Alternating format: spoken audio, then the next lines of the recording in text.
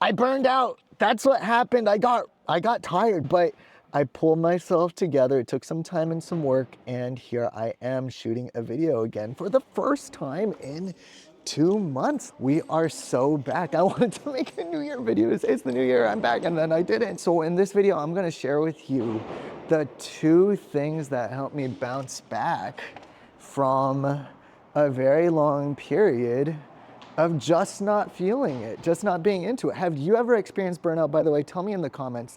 And if you've bounced back from it, tell me how you bounced back. So the 2 things that really worked for me, first one was resting and reconnecting.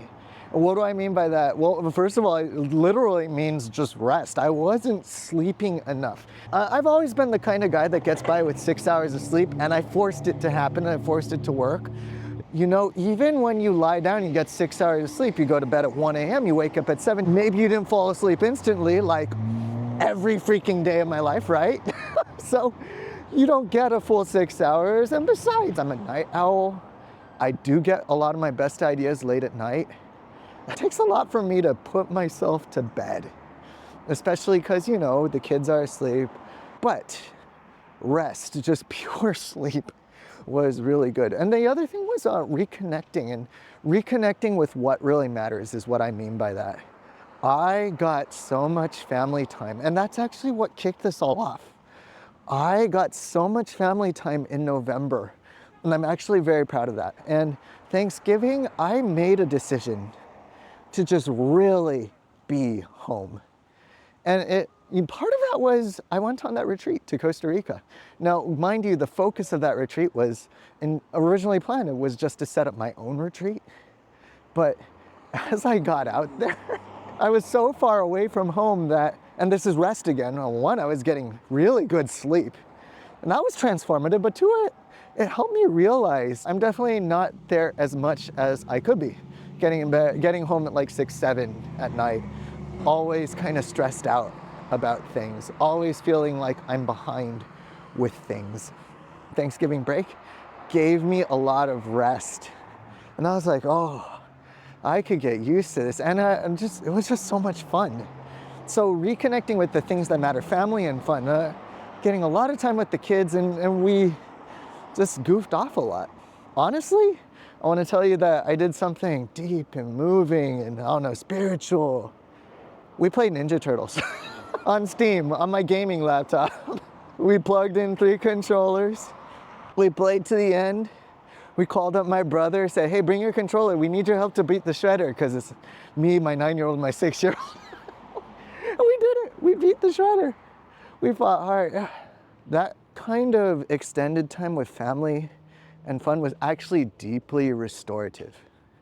And it reminded me why I work so hard on this in the first place, which has been really good for giving me back my passion. Also because I know so many of the viewers of this channel, you need more of that too. And I believe that as a person who's going through it and figuring it out, I've been blessed to be a blessing. That's my reading of the Bible. The blessings I receive are not just from me. So I want to pass that on to people that take the time to spend it with me on the channel, right? Michael Hyatt actually writes about this in his book, Win at Home and Win at Life, the double win, that it's deeply restorative and important to have some non-monetizable things in your life that you do. I started playing chess again. It renews the mind. And seriously, playing chess badly.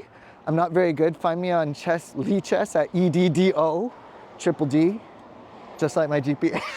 But yo, like it actually has been deeply restorative. It's been good for me. Trust me when I tell you this, I am refreshed in ways that I did not expect to be from just playing and having fun. I didn't even listen to music, and that's actually really huge for me. I was that kid that joined the record club, the BMG and the Columbia House. If you're in the States and you were around in the 90s, you know what I'm talking about. I always had music in my ears. When I started my business, I started listening to audiobooks, which was a great move, mind you. Audiobooks are amazing, especially if you got a commute. But you know what? I stopped listening to music all together. And at the retreat, I met some others who are hosting retreats on things like rest, sleep. Someone else was talking about self-care, how you take care of yourself. And that was one of my homework assignments. I found myself really enjoying just listening to music, not listening to a podcast, chilling. My gosh. So that really helped. And if you don't have space for rest and reconnection, at least from my point of view, I feel like you're gonna burn out. I live in LA. We just had these crazy fires. And before you ask, I'm not super close to the fires. All of downtown LA is between me and the fires. All of the airport LAX is in between me and the fires. But it was a weird headspace to be in, knowing that I knew people that were at risk of losing their homes, and I know at least one person, two people that have lost their homes, two families. It's crazy, but that gives perspective. That shapes things, especially when you have downtime to rest and consider stuff. The Bible says, consider your life. That's an instruction. And there was a lot to that. I reconnected with God. I actually started reading my Bible daily, much more consistently again. So that was great. But that's the first thing. Rest, reconnect with what is really important to you. Got good time with the wife, got great time with the kids, got good time with God, and got just fun back in my life. Not that this isn't fun, but it's different when it's not for your business, right? And then besides that, the second thing, and I just realized I got a bonus one for you, so stay to the end. But the second thing is to reflect and refine. Reflect. We are built for alone time. I don't care if you're an extrovert. You wouldn't know it from watching my videos maybe, but I am introverted. I do love my alone time, which I hadn't been giving myself, except to like sit here and edit videos and things like that. But that alone time is key, especially for strategic thinking. If you have to do any sort of strategic thinking, planning, alone time is key, and especially to look back. If it would help you to figure out what's working and what's not in your life. I did Michael Hyatt's full focus box, the life focus box, and I hadn't taken that practice of deeply reflecting on my life, but just examining where I'm spending my time. It's so good to have that kind of clarity. Burnout comes when we don't got clarity on what we're doing and why we're doing it, but we're just doing. We're human beings, not human doings, right? We just keep doing. We don't have time and space to be. The retreat was great because they gave me space and permission to just be there. And I gave myself time and space to just be at home. So that was key to a comeback.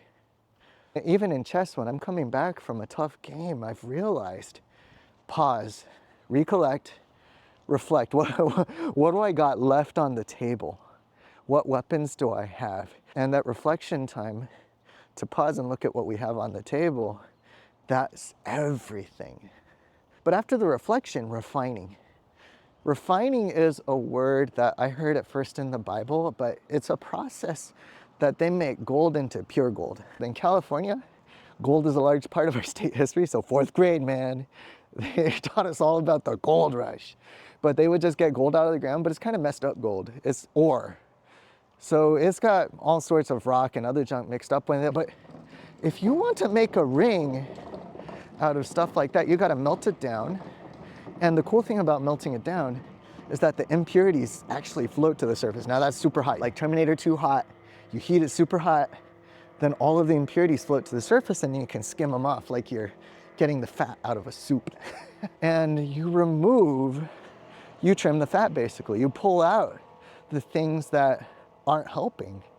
And so that was important. And for me, at that time, I was tracking the distractions in my life with this little habit tracker clicker. I was compulsively going to social media, especially Instagram, Facebook, and YouTube, partly to entertain myself, partly to educate myself, kind of out of a sense of paranoia.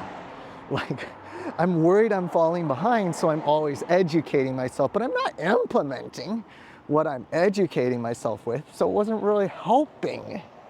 Things you figure out when you take time to reflect, right?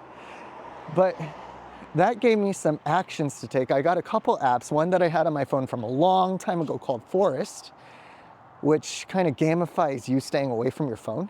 It was the apps on the phone mostly distracting me. The business took a hit when I stepped away from YouTube, gotta be honest. But I felt peace because I'm not checking YouTube Studio 12 times a day. Shout at me in the comments if you make YouTube videos and you freaking live in YouTube Studio and you can't get out. I feel so good that I removed that habit from my life. And that's why the refining and reflecting is so clutch. And then you can restart, and this is the bonus. Then you can restart. And that's what I'm doing right now by doing 2 key things, little steps and simple steps. And what do I mean by little? Do the smallest possible thing. You might have seen when I was 18 pounds heavier about this time last year. So the weight training works, guys, especially when you're in your 40s and the metabolism stops kicking in so hard, but also the activity, the walking, the jogging.